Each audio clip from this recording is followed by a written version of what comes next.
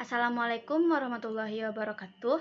Perkenalkan, nama saya Anissa Amalina Hilda dari kelas 2A D3 Akuntansi. Di sini saya akan menjelaskan tentang materi laporan audit. Yang pertama adalah bentuk laporan audit.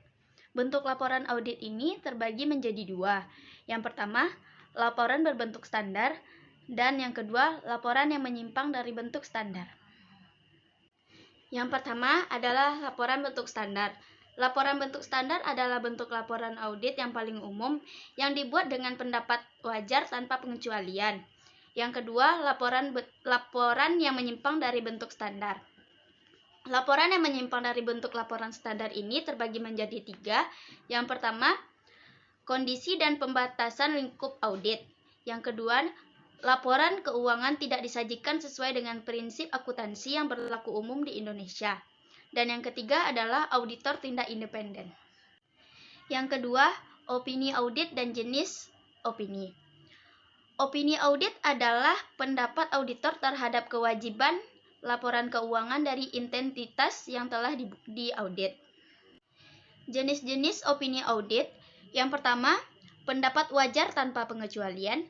Yang kedua, opini wajar tanpa pengecualian dengan paragraf penjelasan. Yang ketiga, pendapat wajar dengan pengecualian. Yang keempat, pendapat tidak wajar. Dan yang kelima, pernyataan tidak memberikan pendapat.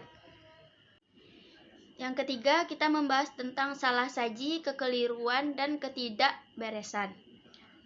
Yang pertama adalah salah saji. Salah saji merupakan kesalahan penyajian yang terdapat dalam sebuah laporan keuangan. Kekeliruan merupakan salah saji yang tidak disengaja dalam laporan keuangan. Dan ketidakberesan merupakan salah saji yang disengaja dalam laporan keuangan. 4. Materialitas dan tingkatannya. Nah, apa sih itu materialitas? Materialitas adalah besaran nilai yang dihilangkan atau salah saji informasi akuntansi yang dilihat dari keadaan yang melingkupinya dapat mengakibatkan perubahan atau pengaruh terhadap pertimbangan orang yang meletakkan kepercayaan terhadap informasi tersebut karena adanya penghilangan atau salah saji. Tingkatan materialitas. Tingkatan materialitas terdiri atas 3. Yang pertama yaitu tidak materialitas. Adalah salah saji tidak mempengaruhi laporan keuangan. Yang kedua yaitu materialitas. Salah saji tidak mempengaruhi secara luas laporan keuangan. Nah, yang ketiga yaitu sangat materialitas. Salah saji mempengaruhi sangat luas dari laporan keuangan. 5.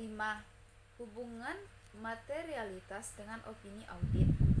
Nah, materialitas dengan opini audit itu kaitannya sangat kuat karena semakin sangat materialitas suatu laporan, maka semakin tidak wajar opini audit. Maka disimpulkan, setiap tingkatan materialitas akan mempengaruhi putusan dari opini audit. 6. Penerbitan laporan audit. Penerbitan laporan audit adalah langkah akhir suatu pemeriksaan di mana pada proses disebut dengan penyelesaian audit. Berikutnya, beberapa hal yang dilakukan auditor dalam penyelesaian audit.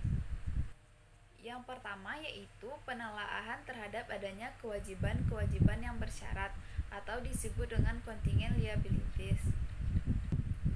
Yang kedua yaitu penelaahan transaksi-transaksi setelah tanggal neraca. Yang ketiga, penemuan kemudian fakta yang terdapat pada tanggal laporan audit. Yang keempat, pengikhtisarian dan menarik kesimpulan. Yang kelima, penelaahan pengungkapan laporan keuangan. Yang keenam, informasi biaya pengganti yang diaudit. Yang ketujuh, surat representasi manajemen atau client representation letter. Dan yang terakhir, penelaahan kertas kerja.